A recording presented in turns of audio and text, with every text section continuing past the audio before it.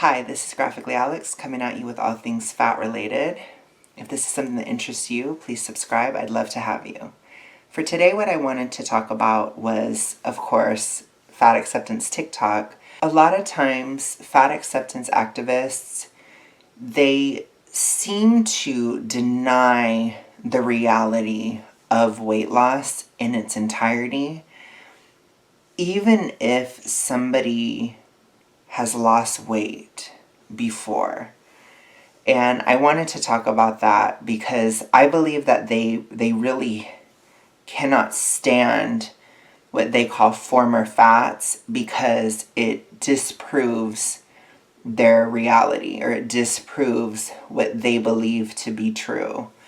And I think that the cognitive dissonance caused by seeing somebody that's lost weight when they're telling themselves every single day it's impossible to lose weight, I think it causes a lot of mental distress. I would like to talk very quick about something that annoys me, and I'm going to call it thin-splaining. It's the idea that fat people, have no idea how to be thin, and that's why we're fat. So that we just don't understand health, and that's why we are the way that we are. So they want to add their tips. So in my opinion, this tends to happen a lot, specifically to fat acceptance TikTokers, because they are, on one hand, they constantly talk about how oppressed they are for being overweight, but then on the other hand, they try to act like it's impossible to change. Now this woman, she seems like she's saying, I know how to lose weight, I don't want to. So I think a lot of times, I'll just tell you, girl, a lot of times the average thin person, I'd say even the average person in general, is not going to understand where you're coming from. Because if you're saying on one hand that you live a miserable, horrible life because you're oppressed, but then on the other hand, you're saying you know how to lose weight and you don't want to, it just doesn't add up to a lot of people. That it's not appropriate to talk to your loved ones about their body or their weight gain or loss. And some people are like, what if I want to talk to my partner about it because health risks run in their family?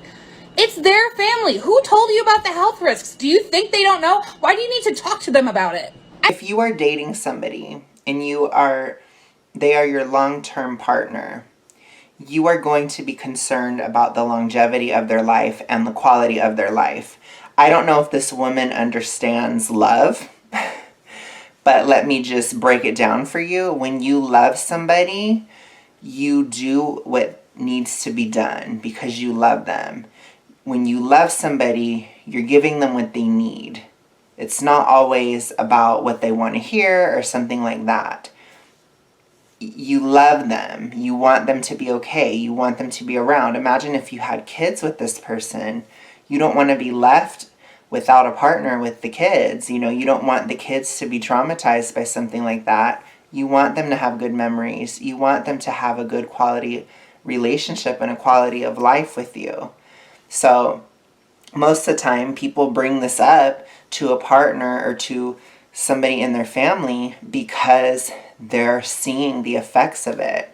And sometimes you don't always see it in yourself because it's incremental. But I would say that a lot of times people are saying this because their partner's getting worse. And it becomes concerning.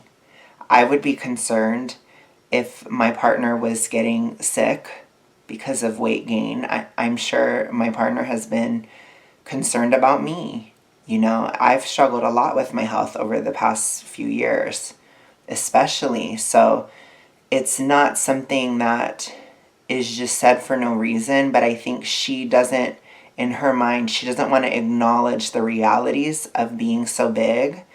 I think that she also just doesn't want to be bothered with people having anything to say, which it's like, I get it, girl, but at the same time, why should any of us be bothered by what you have to say in return? Anybody in your life, if you didn't want to hear anything, if I was in your life and you didn't care anything about what I had to say about anything, I wouldn't care what you have to say either. So it's one of those things where when you have people in your life, regardless, There's going to be times when they irritate you, and you need to just get over it, honestly. Even if this irritates you, it is something that does matter. But I'm just telling you, this is why it happens. I think you're being disingenuous, though. I think you know. I think you're just trying to silence people. I made a video where I said you can decline getting your weight taken at the doctor's office, and so many people jumped in to say, unless you have anesthesia, unless you're getting a prescription for medication, unless it's this, unless it's that. And I'm like, fat people know when it's medically necessary. Stop. When it comes to something like that, how would anybody know that you know that? Did you say that in the video? Because people cannot just know automatically that you know everything. A lot of these people too, they struggle a lot with being a quote unquote influencer or having an online presence. It's like, I get questions all the time. Sometimes a part of doing any type of thing like this, you have to answer the same questions over and over again. It just comes with the territory, especially if you're doing some type of activism. So I don't understand why she thinks that new people that may have never seen her, that are seeing this video, why she isn't expecting them to say certain things, especially if she didn't address it within the video. It's like, girl, like, I get it. I'm learning too. I'm still learning. I'm learning how to better communicate with you guys. But it's something that I'm taking in stride because I know that it's what comes from me, so to speak. When it's your channel, it's your TikTok, it's your whatever, the response you're getting, it's a reflection of what you're putting out there. So you should have put that in the video. Maybe you should reshoot it because most people don't know. I don't know. And I certainly would not think that every single person is going to know the circumstances that you need to be weighed in. It's just information. It's not even that deep. I made a video saying that there are no diseases exclusive to fat people, which there are absolutely not. And people want to say, it can actually be a risk factor for other diseases. Like we don't already know. Okay, well, I've talked about how I had obesity-induced hypoventilation. So that is a literal example of something that is caused by my size. That was caused by my size. So you are lying. Just because you haven't thought of it doesn't mean it doesn't exist. People have literally been saying this shit to me since I was 7 years old. You're clearly still not getting it. Because again, if you complain about your quality of life, how awful this type of stuff is, how awful it is to be fat every single day, then people are going to tell you how to change it. They could give wrong advice, which I do think they often do, which is what I'm trying to help with. As somebody who has experienced super morbid obesity, I know things that you guys don't because I've experienced these type of conditions. I've experienced living in this kind of a body. So I know a little bit more about it than people who haven't. People are still going to try. Like, stop complaining then if you don't want to hear anything. Or even easier, just don't be online at all. If you don't want to get comments that irritate you or that you don't like, then don't be online at all. Or make your page private. I just don't understand these people. I really don't. Especially when you're trying to do a type of activism. You're going to get questions. You're going to get pushback. You're going to have people criticizing what you're saying. You're going to have all this. And it's fine. I welcome it on my channel. You know, I do. Because I think it's important to get questions addressed and these kind of things. But it's like, I don't understand her approach from an activistic point of view at all. I know. I don't need your helpful input. Sometimes this is where, like, some of these people, they have this sort of, like, narcissistic quality where they want to live in an echo chamber. They don't want any feedback at all. They don't want it to be a conversation. They want it to be something that they're just drilling into your head. And I'm sorry, girl, but that's not how the internet works. And nor should it work that way. People don't understand just by you shouting talking points to them. That's not how it works. People oftentimes need to communicate back and forth, ask questions, hear something a few different times. It's crazy. It's so abrasive and so awful to watch. I have a really hard time. And, I did look at her page, and she just has a lot of different videos about a lot of different stuff. And it's like, I get it. She just wants her people or whatever. But it's like, then don't talk about the fat stuff. You could easily just drop it, but that's probably what she gets the most traction on. So that's what she's talking about. Okay, now this creator, this is, I think, Classic Fatty Babe or Classic Fat Babe, something like that. She's probably going to be coming onto this channel a lot because she gives some of the craziest takes that I am both fascinated and terrified by. And I also have a lot to say too. So we're going to take a dive. Let's see what she says about people who are no longer fat. We need to have a discussion about pick-me fat people and also former fat people. Oh my God, you guys. Do you think we're in this together? Every fat creator knows what I'm talking about because we never fail to get them in our comments section. I literally don't know what you're talking about. So are you saying I'm not fat? I'm probably fatter than you. And I'm like, huh? What? We get a lot of fat people saying, I'm plus sized and you're delusional, touch grass. Or people who used to be fat and are now thin, who are, gaslighting us. And fat-phobic thin people, like other fat-phobic thin people, just love to latch onto those people and tokenize them. What? What? Like, okay, first of all, huge projection, because they do this all the time. If somebody who's gay agrees with them, they tokenize them. If somebody who's disabled agrees with them, they tokenize them. If somebody who's black agrees with them, they tokenize them. They will tokenize anybody who just says the talking points of what they're trying to push. So don't even. You have no right to throw that at anybody. A pick-me fat person is somebody who says you're delusional. How is that? Fat people are not allowed to have an opinion that doesn't agree with you. I don't agree with you, therefore I'm a pick-me fat person, whatever that even means. And somebody who's been fat and lost the weight, they're also going to see that your talking points are wrong because they've experienced weight loss. They've done it already. Fat phobia existing as a systemic form of oppression is not an opinion, it's a fact. It's literally not a fact, though. Where are the laws that say a fat person can't do this, but a thin person can? It is literally not a fact. Everything that you talk about, all your studies, they're all very soft science, qualitative research.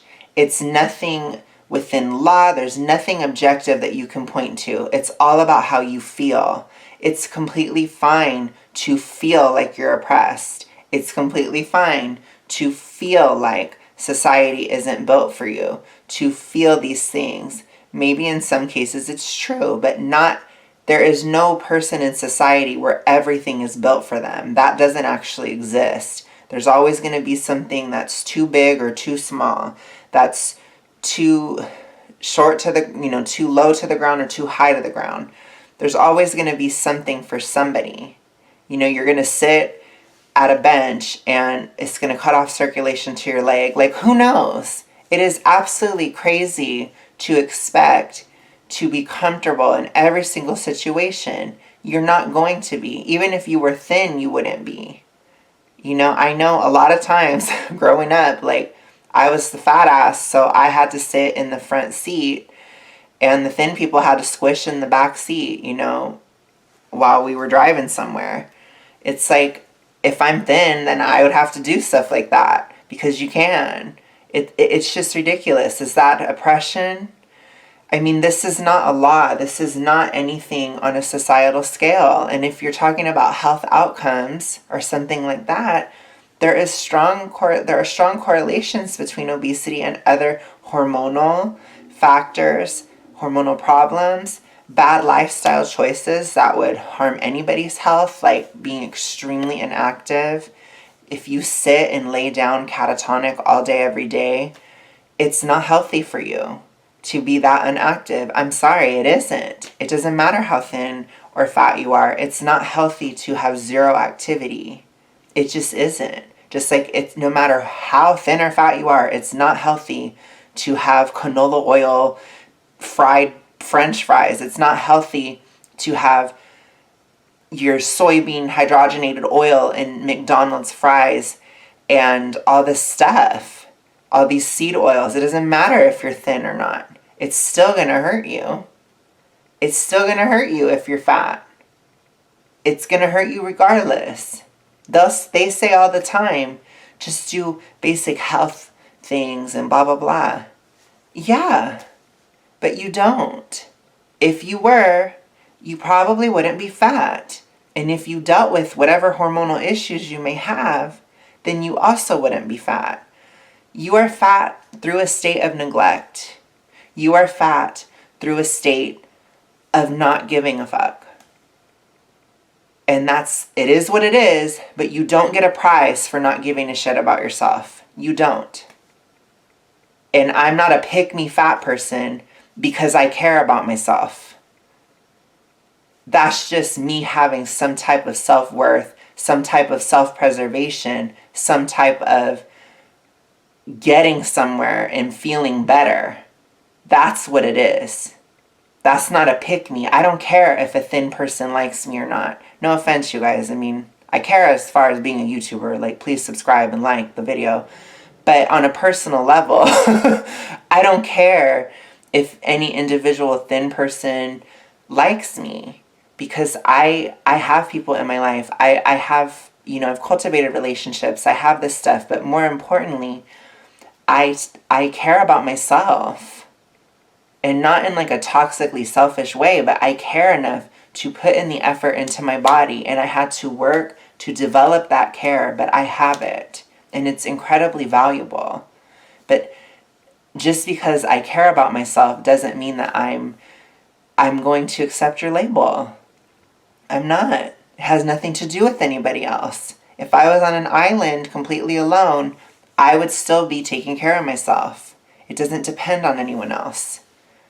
And to be honest, it never really can, because nobody can watch you 24/7. There is so much scholarly evidence backing this up that doctors' offices are not safe for fat people, that employment situations are not safe for fat people, which if you want to see that evidence, go check out my link tree. This type of stuff is really toxic because most people are not going to look. They're going to take what you said and broad brush it, especially young women that are probably watching you. And it's not necessarily a woman thing, it's a young thing. I just have to be clear. Young people in general, they tend to take things at face value. And so when you say something like that, when you say work environments are not safe for fat people, you push fat people into a hole. Because now they're going to think, oh my gosh, even if I hate this job I'm in, I have to stay because I may not get hired somewhere else because classy fat babe said I can't. Or, oh my gosh, I can't go to the doctor even if I feel sick because it's not safe for fat people. These people are so odd because they say this stuff all the time, but they're always at the doctor. They're always at the doctor. And you should think, why am I always at the doctor? It's just crazy. In one breath, the cognitive dissonance with these people, for anybody who watches them, like, you guys have to look at their actions. What are they actually doing? Because it betrays what they actually believe. They lie all the time. Whether or not you believe that fatness is inherently unhealthy does not take away the fact that fat people are oppressed. Disabled people are unhealthy, and ableism very much exists. Yes, I am disabled. And this is why ableism intersects so much with fat phobia because of how fatness has been pathologized. What this person cannot seem to get through her head is that a disability is not a choice. Obesity, at its core, is a choice. Why? Because there is a treatment. There are things you can do to change it. There are steps to get into a different state physically that you can take. You do not have to remain fat. That's a lie. With disability, the vast majority of the time you do remain disabled, especially if it's something you're born with or it's something genetic or whatever. It's totally different. It's a completely different thing. Now, in some cases you can fix it, but it depends on this, it's a very case by case basis type of thing. But when it comes to disability, you're trying to say it's the same as ableism to, I don't even know. She hasn't even given any example of anything. She just says fat people are oppressed. It's just not true. Because again, it is a choice. It is an expensive choice to be fat. So you spend a lot of money to be fat. There is a lot of effort to get to that size. You have to spend a lot of money on food. There's a lot of money on clothes. There's a lot of money on the doctor. There's a lot of money that goes into being fat. It is a clear, conscious choice, even if you try to bullshit and act like it isn't. Because I guarantee you, if you just stop eating, if you stop going somewhere, if you stop doing this, you will not be fat anymore. You are taking steps every day. The food that you're cooking, the food that you're preparing. And this is something that I am so sick of hearing fat people say, oh, it's so hard, it's so difficult to eat healthy, it's so much work. It's just as much work to do anything else. Because if you go get fast food, it costs money that you had to work for. And if you're just living off the government, then what excuse do you have anyways? It's like people need to just wake up. People need to stop. I don't even care that much about what an individual person does because I'm not the one who's, my own health journey is my own. And I care about what I'm doing more than, what anybody else is doing. But what I do care about is the lies. Do not make it blurry for people that are thin or that do not understand. You do not help someone like me. You do not help other fat people by lying, by obfuscating the truth. You are causing confusion. You are making things harder to understand. You are making people understand fat people less. And that is what pisses me off. That is why I'm doing these videos. Because you make it worse for everyone else. Just be miserable in your own life and not care about yourself. Stop spreading this to other people. Stop it. I think with former fat people, they are especially aggressive because many of them in their weight loss process subjected them to essentially torture. And they did this with the promise that they were going to be happier and feel better about themselves. So for them to see fat people existing in their bodies and being happy, and for many of us healthy, it makes them feel like that self-torture was meaningless and threatens their feeling of superiority. There's so much more I want to say, but I'm out of time. You have to pick one. Are fat people horrifically oppressed every day and so they're a victim? Or are they all happy and healthy and having amazing lives? You have to pick one. It doesn't make sense. You're flip-flopping back and forth. It's incredibly frustrating to listen to. And I think overall, people who have lost weight, they are only frustrated because you're pushing lies. You're invalidating their whole life. You're invalidating their experience. And you're basically saying that they don't exist. That's why people get mad.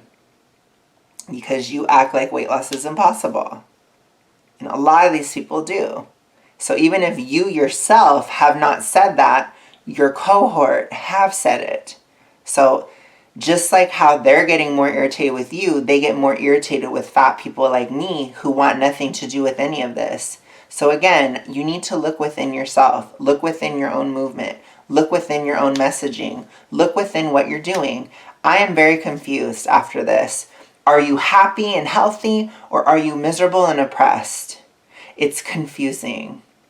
Okay, this last one that I'm doing today, it's definitely an oldie but goodie. This is slightly cold tea, but I wanted to say things to this, and I also wanted to further show how distressed they get at the thought of somebody having lost weight. Okay, now you're being a bitch. Now you're being a fucking stuck-up little bitch. I made that video because it's the truth. And I deleted your comment about your weight loss experience that I never asked for because I have, for the last 2 years on this app, I have literally said I do not care about your weight loss and I never want to hear about it. And if you're supposed to be a follower of mine, then you would have seen something like that on my page. I don't know what to tell you, girl. Make comments unavailable. You have the power to do that. You know, this is the thing that gets me. They're trying to force a false reality. So when they're faced with people saying things like, I lost weight, I did this, I did that, they don't want it. They have this visceral hate. Like, you can hear the hate in her voice. You can hear how angry she is that these people exist. I do not care about anyone's fucking weight loss. And if you comment telling me about it, I will delete it because I do not want to hear about it. The funny thing is like, it takes more effort and you're more like reading it and everything if you delete it than if you just ignored it entirely. It's very odd to me because it's not about you, Marissa. This is about other people. You don't want other people seeing that weight loss is possible. It's a way for you to try to hold everybody else down because you don't want to work on yourself. Which, whatever. Own it then.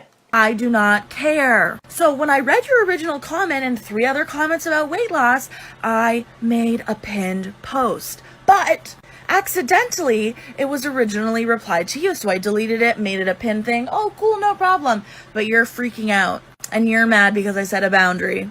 Okay. Yeah, she doesn't understand how boundaries work. You have to just make comments not available. That would be a boundary. You can make your page private. That would be a boundary. The internet doesn't have boundaries like that. People are going to say things. Everybody gets hate comments. Everybody has an issue. You know, when I did my video on Taylor Swift being fat phobic, I got a lot of hate comments. I did. But you take it. When you're a content creator, that's a part of being a content creator. It's not for everybody. That's fine. You know, it is what it is. But you put something out there because you want a reaction. It's not always going to be a good reaction, or it's not always going to be the reaction that you want. But that's a part of the whole thing of being a content creator. So I just don't understand that either. But she wants her comments because if she got rid of them, then nobody would come. Nobody would watch her. And she loves those hate views because she makes a lot of inflammatory videos, or she did at least. But yeah, that was an oldie but goodie. I just wanted to, I wanted to cover her a bit. But thank you guys so much for coming to my channel again and coming to my video. If you did like it, please do like it. Please subscribe. I'd love to have you.